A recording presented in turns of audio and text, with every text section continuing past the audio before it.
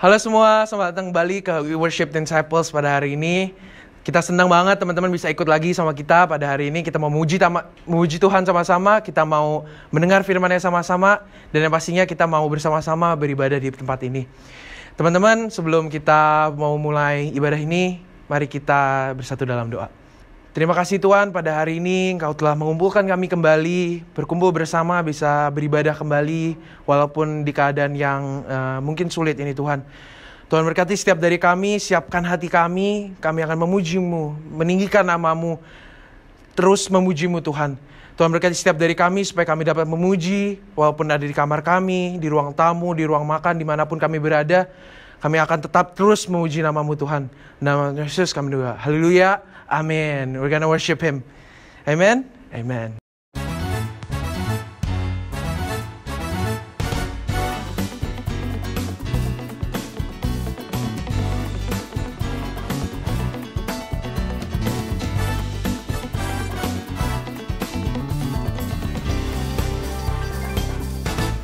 Apa yang tak pernah dilihat mata, yang tak pernah didengar telinga, yang tak pernah timbul di dalam hati, semua disediakan bagi yang mengasihi Dia. Allah sanggup melakukan segala perkara, dulu, sekarang, dan selamanya. Kuasa-Nya tidak berubah. Allah sanggup melakukan segala perkara, dulu, sekarang, dan selamanya.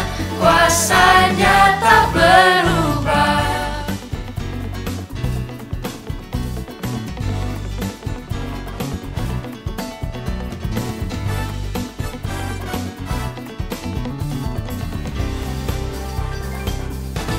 Apa yang tak pernah dilihat mata, yang tak pernah didengar telinga, yang tak pernah timbul di dalam hati, semua disediakan bagi yang mengasihi Dia. Allah sanggup melakukan segala perkara, dulu, sekarang, dan selamanya. Kuasa-Nya tidak berubah. Allah sanggup melakukan segala perkara, dulu, sekarang, dan selamanya. Kuasa-Nya tak berubah.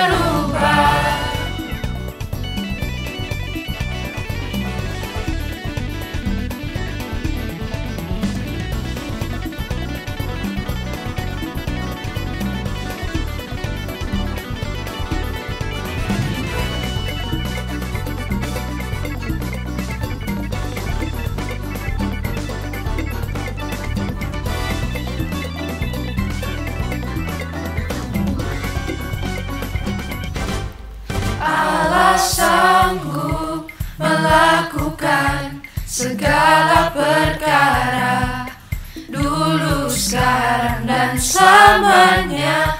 Kuasa-Nya tidak berubah. Allah sanggup melakukan segala perkara, dulu, sekarang, dan selamanya. Kuasa-Nya tak berubah. Allah sanggup melakukan segala perkara, dulu, sekarang, dan selamanya. Kuasa-Nya tidak berubah. Allah sanggup melakukan segala perkara, dulu, sekarang, dan selamanya.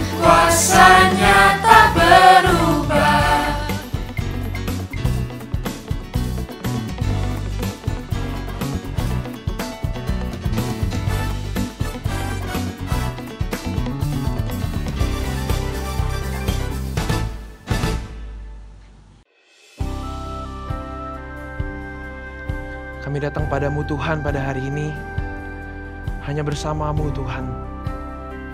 Kita ingin tinggikan pujian ini bersama-sama. Engkau ada bersamaku di setiap musim hidupku. Tak pernah kau biarkan ku sendiri.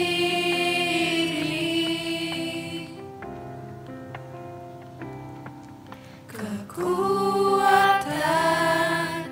di jiwaku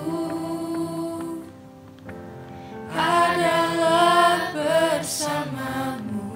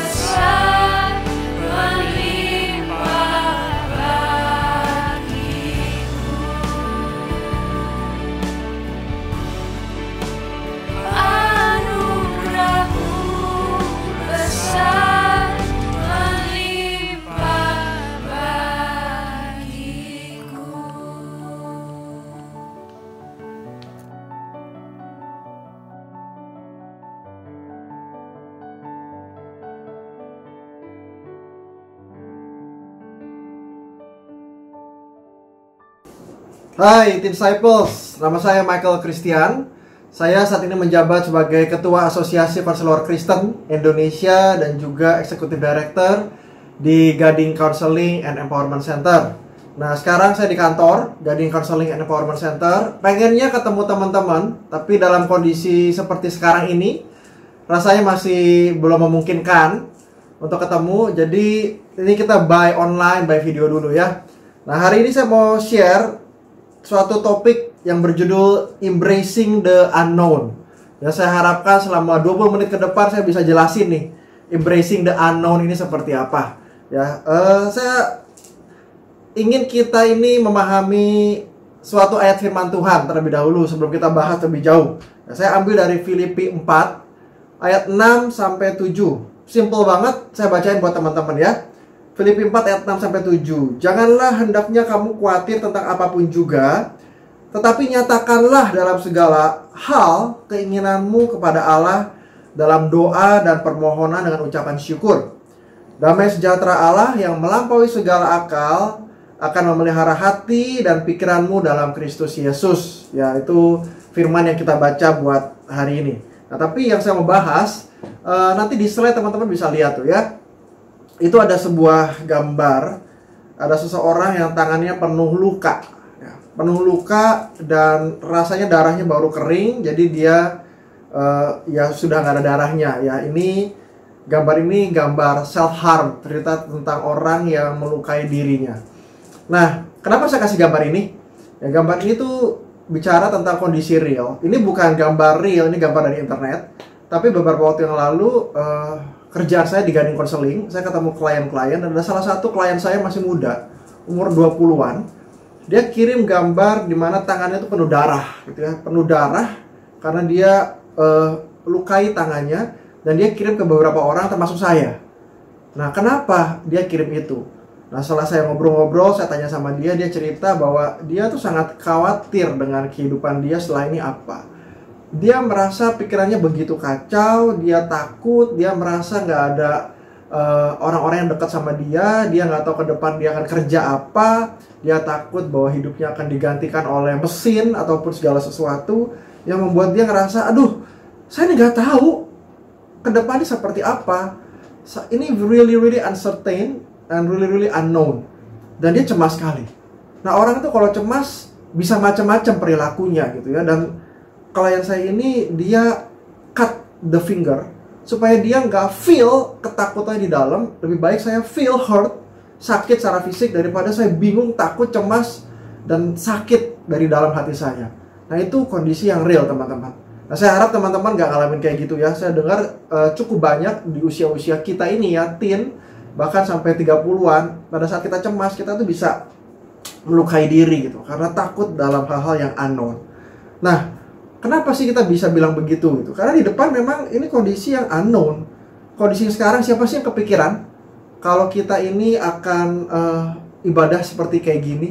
Ada teman-teman yang jadi singer, worship leader di rumah, main musik di rumah. Saya khotbah dari kantor saya karena nggak bisa ke tempat teman-teman, nggak bisa ke gereja, kita nggak bisa ibadah sama-sama. Kalaupun ke gereja harus dipilih-pilih, ya beberapa orang aja duduk di tempat-tempat yang sudah disebar-sebar gitu ya. Itu kan something yang kita nggak pernah kepikiran sebelumnya. Nah, bahkan beberapa teman tuh cerita, iya saya harusnya koas gitu ya, dokter, koas, tapi ini ditunda. Saya nggak tahu harus seperti apa gitu. Saya malah pagi jadi dokter, siang Gojek, itu juga bener ada gitu ya, di thread teman-teman bisa lihat. Terus pada saat mau sidang, mereka juga sidang online, mereka bingung gitu. Kemarin anak saya baru kelulusan for the first time in the history, lulus itu lewat online gitu ya. Lalu kita semua pakai pakaian rapi, anak saya pakai seragam, lalu di situ guru-gurunya dan teman-temannya itu lewat online gitu ya. Dan ngelihat kondisi itu, ke depan akan seperti apa? Nggak tahu. Anak saya yang paling kecil, saya nggak bisa lanjutin sekolahnya karena masih terlalu kecil gitu ya. Masih umur 3 tahun, di bawahnya TK gitu ya. Toddler, susah sekali gitu untuk bisa belajar lewat online. Nah, itu kondisi yang real. Dan saya percaya teman-teman juga ada yang bingung, sidang online gitu, gimana caranya?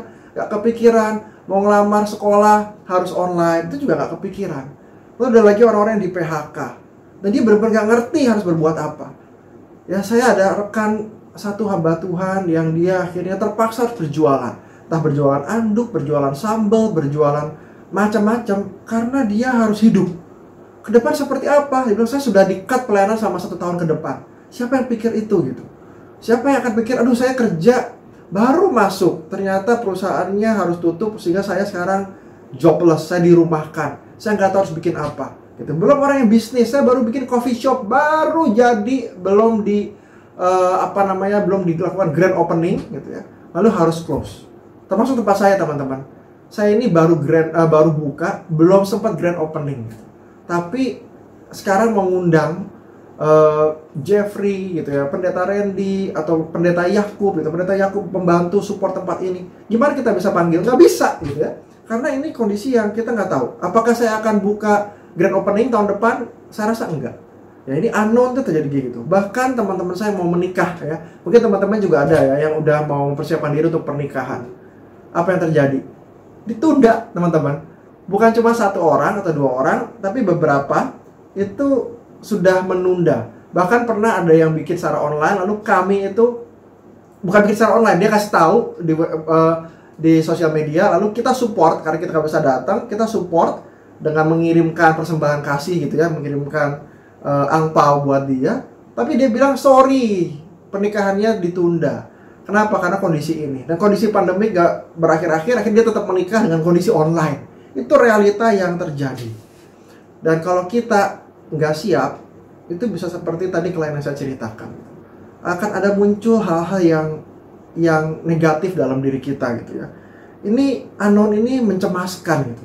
Dan kita bisa muncul emosionalitas yang negatif gitu. Kita bisa menunjukkan ekspresi marah yang berlebihan. Kita gampang terganggu dengan orang lain yang melakukan sesuatu kurang pas gitu ya. Mbak kita masak gitu ya, terus gak seperti yang kita inginkan, kita bisa kesel banget, tersinggung, terganggu, itu bisa muncul. Artinya apa? Artinya kita ada something yang mulai mencemaskan dalam diri kita. Mungkin kita stres di situ. Nah, ada lagi karakter psikologis yang muncul. Tadi itu emosionalitas negatif. Yang kedua, bisa orang defisit dalam keterampilan emosi. Sebaliknya, kita jadi sulit mengungkapkan emosi. Kita flat gitu. Perasaan, pengalaman, kesadaran, dan ekspresi emosinya tuh flat. Nah itu kalau kita ngalamin gitu ya, aduh kenapa ya sejak sekarang di rumah terus aku jadi flat. Nah itu sebetulnya ada hal-hal yang mengganggu dalam diri kita. Something yang unknown itu kita rasakan sungguh-sungguh. Ada namanya yang ketiga tuh self-derogation. Apa itu? Self-derogation itu seperti mengkritik, mengecam gitu ya, menghukum, membenci dan marah terhadap diri sendiri dan keluarga. Ya orang terdekat. Kita kesel sama orang terdekat, kenapa ini terjadi? Padahal kita nggak kepengen marah sama dia, tapi kita menghukum diri kita sendiri, ini kayak tadi melukai tangan, tapi juga kita bisa menghukum papa mama kita. Kita bisa kesel nih gara-gara papa sih, gara-gara mama sih, saya nggak bisa ngapa-ngapain, saya nggak tahu nih ke depan gimana, saya malas belajar nanti saya semangat belajarnya kalau saya itu udah kuliah lagi, sekarang saya nggak bisa kuliah, udah saya nggak mau belajar, saya udah nggak bisa sekolah, saya nggak mau belajar. Nah itu muncul teman-teman, saya ngalamin kayak gitu ya. Ketemu orang-orang yang cerita sama saya kayak gitu. Ada yang depresi, ya moodnya down terus-menerus, nggak mau ketemu orang, kamar dicat hitam gitu. Teman saya cerita, Mike, saya ke rumah temanku, dia nggak mau keluar rumah, bukan hanya stay at home, dia stay at room, nggak mau kemana-mana. Akhirnya kita yang datang, pas saat lagi datang pakai masker, kita ngeliat dia lagi ngecat temboknya hitam. Waduh, depresi Mike, bisa dikonselingin nggak? Ya bisa sih gitu ya. Asalkan dia juga mau online, dan belum tentu dia mau. Tapi ada yang cemas, yang takut, yang gelisah, yang gak nyaman dengan dirinya, dengan lingkungannya, yang panik gitu ya, yang takut, gak mau mandi, atau kebalikannya ada yang ke dokter terus. Ya saya juga punya teman yang begitu kondisi gini pengennya ke dokter terus, ngecek padahal gak kenapa-napa. Itu cemas yang berlebihan yang bikin dia panik. Dan bisa juga dia mengalami gangguan kepribadian ya. Rasa tidak berharga itu muncul, rasa tidak aman, hubungan sosial terganggu, merasakan ditinggalkan sama pacar kita gitu ya. Terus melakukan tindakan-tindakan yang impulsif, itu bisa muncul. Jadi itu kondisi yang real yang sekarang ini kita alamin anak-anak muda. Bukan orang tua teman-teman, tapi anak-anak muda ngalamin kayak gitu.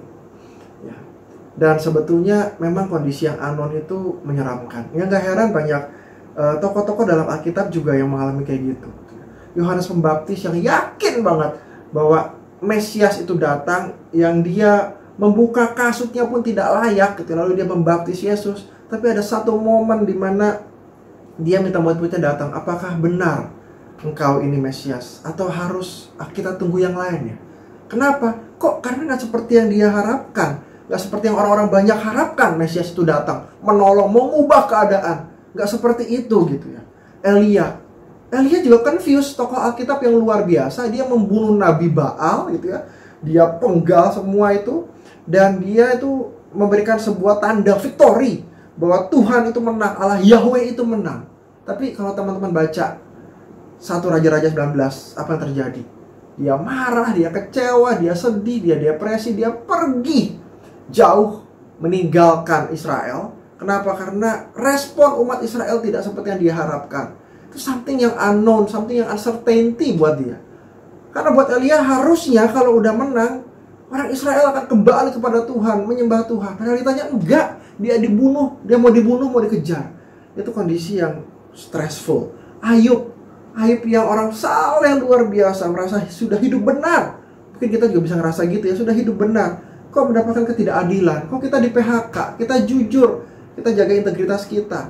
Kok kita mengalami PHK? Kok orang tua kita ada yang meninggal karena COVID gitu. Kita marah, kita kecewa terhadap unknown. Ayub merasa, saya udah saleh, kenapa itu terjadi gitu. Dan stres itu adalah kondisi yang stressful. Kondisi yang unknown itu stressful. Nah, stres itu bisa membawa kita kepada anxiety, kepada kecemasan tadi yang saya udah bahas. Begitu takut, begitu cemas, nggak tahu harus berbuat apa. Semua seperti sudah dikerjakan, tapi nggak seperti yang diharapkan. Stres juga bisa membawa diri kita kepada depresi, teman-teman. Ya kita bilang sama orang, I'm fine, it's okay, I'm fine. Tapi sebetulnya dalam hati kita pengen ngomong, I'm fine, feeling I'm nothing to everyone. Orang-orang nggak ngerti, orang-orang nggak memahami perasaan saya. Orang-orang nggak memahami ketakutan saya. Saya nggak bisa ketemu sama teman saya sekolah. Saya nggak bisa ketemu sama pacar saya. Betul-betul orang tuanya ngelarang saya, orang tua saya pun ngelarang. Saya tuh perlu hadir, perlu ketemu, perlu hadap-hadapan, saya perlu sentuh dia. Bahasa kasih saya touch, physical touch, tapi saya nggak ketemu dia. Gimana dong gitu. Waduh, saya depresi banget gitu. Saya nangis, orang nggak ada yang tahu. Itu bisa terjadi dalam kondisi kita yang sekarang kita alami. Ya stres juga kita menuju kepada kondisi namanya learn helplessness. Kita merasa aduh, semua ini helpless gitu. Semuanya nggak bisa berbuat apa-apa gitu. Saya ngerasa udahlah saya nggak berdaya. Saya ngapain, udah saya diem di rumah. Saya main game, saya nonton, saya nggak mandi. Saya main game, saya nonton, saya makan, saya nggak mandi. Itu kita sebenarnya sedang belajar tidak berdaya gitu ya. Nah itu kondisi yang serem banget itu ya. Kondisi yang luar biasa muncul. Dan reaksi kita tuh bisa macam-macam ya teman-teman. Nah pertanyaannya gitu ya, dalam kondisi yang unknown itu, how to embrace the unknown? Gimana caranya untuk kita bisa merangkul ketidaktahuan, kebingungan, ketidakjelasan, yang kita belajar berdiri, berjalan dengan tegak. Wah teman-teman, itu gak gampang banget ya. Itu sesuatu hal yang betul-betul kita harus renungkan sungguh-sungguh. Nah tapi saya akan bahas sama teman-teman ya. Unknown itu ada beberapa embrace the unknown. Jadi saya pengen kasih tahu yang pertama itu dari unknown-nya, bukan dari embrace-nya, justru dari unknown-nya. Kita belajar untuk understanding what happened gitu ya. Belajar untuk ngerti sebenarnya apa sih yang terjadi. Apa yang bikin kita concern dengan situasi dan kondisi yang ada. Yuk kita kenalin, ini kondisi seperti apa, kita pelajarin COVID itu kayak gimana, kedepannya akan seperti apa, kemungkinan kayak gimana. Kalau dibuka, berapa banyak yang akan kena lagi, tapi kesempatan untuk maju seperti apa. Belajar dulu, kita cari tahu, understand, sehingga kita lebih ngerti daripada sebelumnya gitu. Tapi yang kedua, note it. Nah ya, understanding it and note it, artinya apa? It's okay teman-teman. Dalam kondisi sekarang kita ngerasa cemas karena hal-hal yang unknown itu wajar. Jadi teman-teman boleh izinkan kecemasan itu datang sementara waktu. Tapi jangan cuma diam di situ. Coba deh teman-teman tulisin apa yang teman-teman rasain. Kekesalan dan kekecewaan yang teman-teman rasain. Kemarahan teman-teman, kerinduan kita sama seseorang gitu. atau kerinduan kita sama situasi tertentu, atau hal-hal yang mungkin membuat kita berduka, atau hal-hal yang membuat kita terganggu gitu ya. Note it, tulis deh, belajar untuk coba tulisin. Ini loh Tuhan, yang saya pengen tulis ini gitu, yang saya rasain tuh, saya ngerasa seperti ini, saya ngerasa cemas, saya ngerasa takut, saya sedih banget nggak bisa ketemu pacar saya nggak bisa main basket, main futsal, nggak bisa ketemu teman saya sedih banget gitu, saya cemas banget ke depannya saya masih akan ketemu mereka atau enggak, sedangkan ini sudah kelulusan, tahun depan seperti apa. Tulis semua itu, note it, sehingga kita tahu apa yang terjadi di dalam pikiran dan perasaan kita. Tapi yang ketiga teman-teman,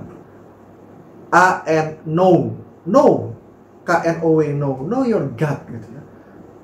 Teman-teman harus tahu siapa Tuhan kita. Nah, Tuhan kita tuh bukan Tuhan yang unknown. Itu Tuhan yang justru membuka dirinya kepada kita, sehingga kita tahu dia, kita kenal dia. Zaman bisa berubah, tapi Tuhan itu tidak berubah.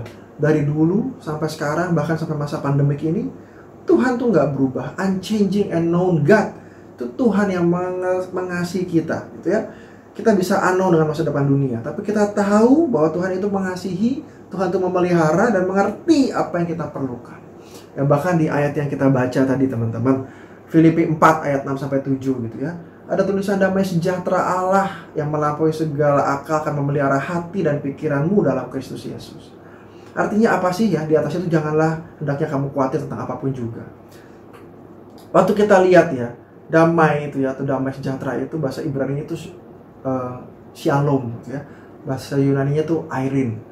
Nah, itu tuh bicara mengenai damai, mengenai kondisi yang nyaman, kondisi yang aman, tapi juga bicara mengenai someone, mengenai seseorang, mengenai sahabat. Artinya waktu kita bicara damai, kita tuh tahu kita tuh bicara mengenai pribadi teman-teman. Itu bukan hanya situasi dan kondisi jangan khawatir, setelah itu baru jangan khawatir. Tapi sebetulnya itu bicara mengenai ada pribadi yang mampu membawa damai, yaitu Yahweh Adonai, Yehovah Shalom, Sang Damai. Itu Tuhan. Tuhan mereveal, menyatakan dirinya sama kita itu sebagai Allah yang membawa damai sejahtera. Dan dia Allah yang hidup, a living God. Dan kita kenal dia. Kita tuh bukan orang yang gak kenal dia. Kita kenal dia, kita tahu lewat firman Tuhan yang kita baca, lewat ibadah yang kita lakukan, dia itu pribadi yang membawa kedamaian. Jadi justru pada saat kita merasa bingung, unknown dengan kondisi yang ada, kita harus datang sama Tuhan. Betul-betul bukan hanya datang, tapi kita attach sama Tuhan. Karena dia pribadi yang membawa damai sejahtera. Dia betul-betul Allah yang hidup dan membawa damai sejahtera. Jadi pada saat kita dekat dengan Tuhan, kita sembah Tuhan, kita berdoa kepada Tuhan, itu damai sejahtera itu mengalir ke hati kita. Sehingga kita dimampukan untuk nggak khawatir tentang apapun juga. Dan menyatakan dalam segala hal keinginan kita kepada Tuhan di dalam apa? Di dalam doa dan permohonan dengan ucapan syukur. Ada doa, ada wish, harapan, permohonan, tapi juga ada gratitude, ada ucapan syukur. Tuhan, saya bisa bersyukur dengan kondisi yang saya alami sekarang. Apa itu? Ini masuk ke yang nomor 4 yang terakhir, unknown, and now and here gitu, atau orang bilang here and now. Saat ini, sekarang ini, fokus kepada kondisi sekarang ini. Disitulah kita bisa bersyukur. Ya, ada hamba Tuhan yang bilang, Sandy Grants, kalau nggak salah itu dia bilang bahwa right now itu here and now atau now sekarang ini adalah a little bit of eternity. Ini kondisi kekekalan. Teman-teman tahu nggak, di dalam kekekalan itu nggak ada masa lalu, nggak ada masa depan, cuman ada now, sekarang. Jadi kalau kita bisa fokusin diri kita kepada kondisi sekarang ini dan ada doa, ada harapan, dan ada gratitude di dalamnya, sebetulnya kita sedang mengalami a little bit of eternity gitu. Artinya apa? Kita bisa loh teman-teman menghargai kondisi sekarang ini. Di tengah-tengah keluarga yang mengasihi kita, di tengah-tengah komunitas yang masih support kita, yang masih ada ibadah, kehidupan yang masih bisa dikerjakan, dijalankan, kita bisa nemuin sebetulnya. Nah, pada saat kita menemukan itu, kita akan fokus kondisi now and here, a piece of eternity yang kita bisa alami. Dan kita merasa lebih tenang karena tahu kondisi inilah yang kita perlu fokusin, itu yang penting. Nah, sehingga setelah itu kita bisa fokus gitu ya, from centripetal to centrifugal. Apa itu? Nah, di slide ada.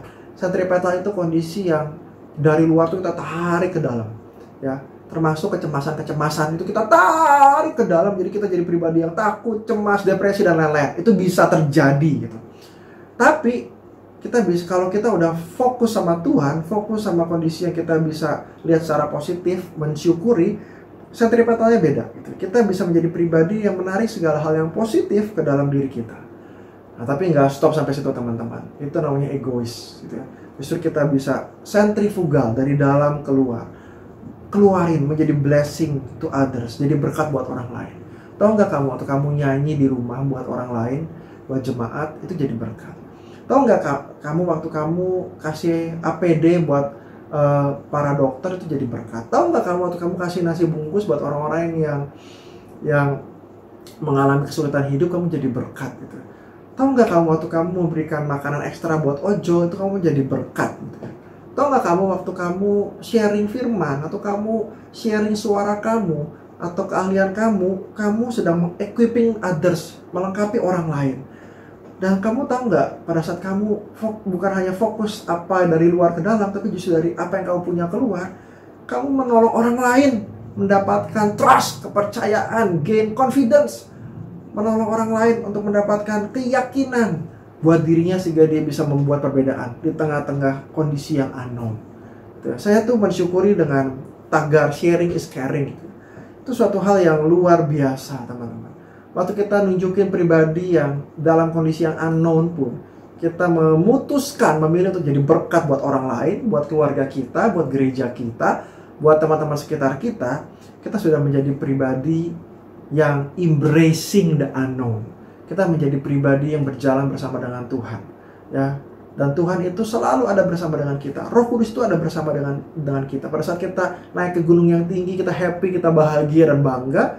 Tapi pada saat kita menuju lembah yang curam, menuju kekelaman, itu gada dan tongkatnya melindungi kita. Ya, Roh Kudus ada bersama dengan kita, dan kita merasa safe di situ. We can embrace the unknown karena ada Tuhan. Gitu kan? Saya mau tutup dari 1 Petrus 5 ayat 7. Serahkanlah segala kekhawatiranmu kepadanya, sebab Ia yang memelihara kamu. Teman-teman, satu hal ya, saya nggak tahu center ini, tempat saya melayani akan bertahan atau enggak. Tapi justru dari firman yang saya sharingkan sama teman-teman, saya bisa ngomong bahwa, saya nggak takut itu. Saya jalanin aja, karena saya percaya tempat ini bisa jadi berkat buat orang lain. Apa yang di depan terjadi, biar aja. Saya percaya bahwa Tuhan tuh memimpin dan menyertai. Nah, kita tuh perlu ya untuk punya pengalaman bersama dengan Tuhan. Dan dalam kondisi ini kesempatan yang luar biasa. Embrace the unknown. God bless you. Ya, mari kita berdoa. Tuhan, kami mengucap syukur. Buat 20 menit ini kami diberikan waktu untuk lebih mengerti, memahami kondisi yang unknown yang kami anak-anak muda ini juga alami, Tuhan. Ya, terkadang kami bisa takut, cemas, khawatir, bahkan depresi. Tapi hari ini kami diingatkan kembali ada Tuhan, Sang Pembawa Damai. Bahkan Engkaulah damai. Engkaulah Sang Shalom, Yehovah Shalom, yang hidup, yang bersama-sama dengan kami, mengerti segala hal yang kami perlukan, yang kami butuhkan. Dan dekat Tuhanlah kami boleh merasa aman, tenang, tentram, dan damai. Tuhan, kami juga rindu boleh menjadi perpanjangan Tuhan di tengah-tengah kondisi unknown. Sehingga kami nggak fokus sama diri sendiri ataupun situasi kondisi yang stressful. Tapi justru kami boleh menjadi pembawa berkat, menjadi pembawa terang di tengah kondisi ini. Tuhan berkati setiap kami. Dipermuliakanlah nama-Mu dalam segala hal. Terima kasih Tuhan. Dalam nama Tuhan Yesus Kristus kami berdoa dan mengucap syukur. Haleluya. Amin. So teman-teman, God bless you all. Kalau teman-teman mau cari saya, boleh kontak di Gading Konseling ya, boleh tanya juga dengan Coach Jeffrey ya. God bless you.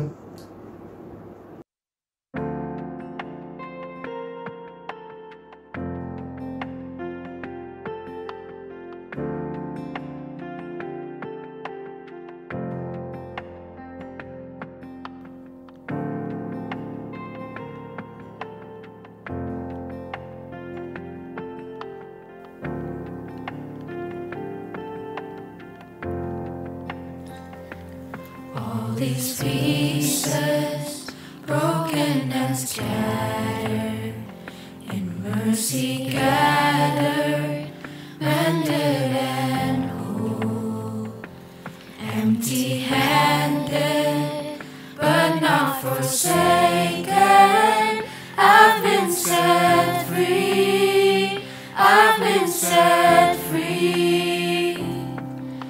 Amazing grace, how sweet the sound that saved a wretch like me. Oh, I once was lost, but now I'm found. Was blind, but now I see. Oh, I can see it now. Oh, I can see the love in your eyes, laying yourself down, raising up the broken to life.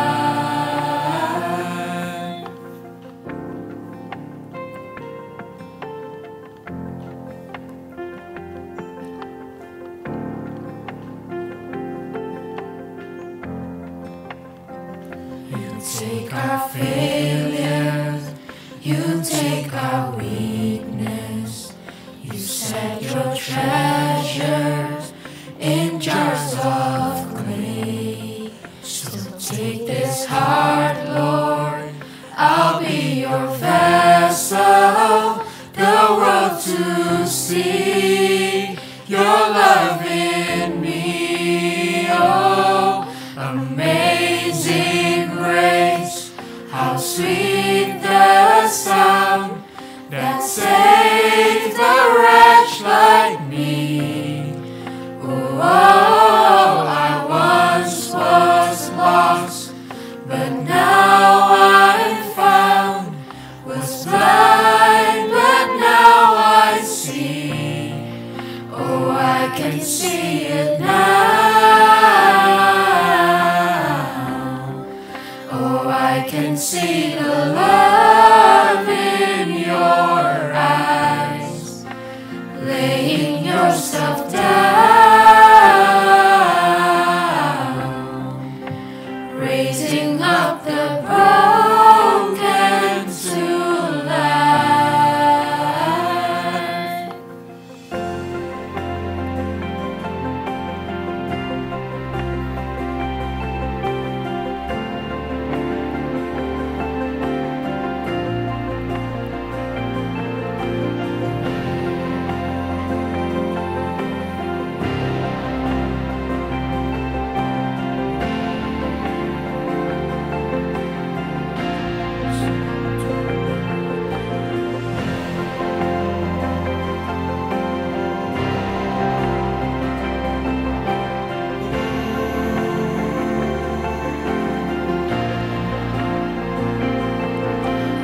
Amazing grace, how sweet the sound that saved a wretch like me.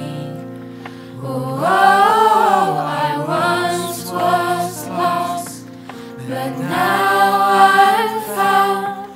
Was blind, but now I see. Oh, I can see it now.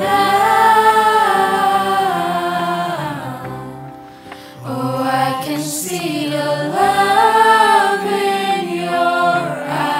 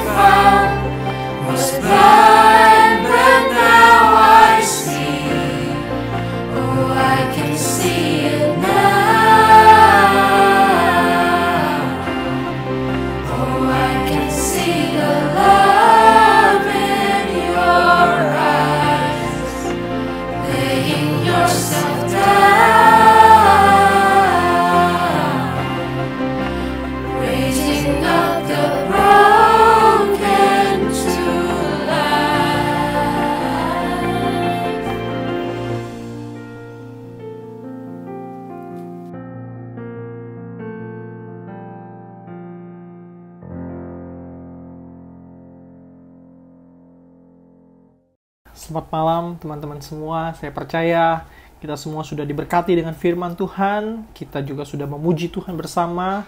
Saya ingin mengajak hari ini teman-teman semua untuk kita berdoa, bersafaat bersama, dan ada beberapa pokok doa yang saya ingin ajak teman-teman untuk berdoa pada malam hari ini. Yang pertama, kita mau berdoa untuk kondisi pandemi penyebaran COVID-19 ini. Kita berdoa untuk tenaga medis. Kita berdoa supaya Tuhan menolong mereka, memampukan mereka yang berjuang, menolong para korban yang terinfeksi virus COVID-19 ini, supaya Tuhan memampukan mereka, melindungi juga keluarga mereka. Dan kita berdoa agar proses penemuan daripada vaksin ini bisa cepat dilakukan. Tuhan yang menolong para saintis, dokter yang bekerja.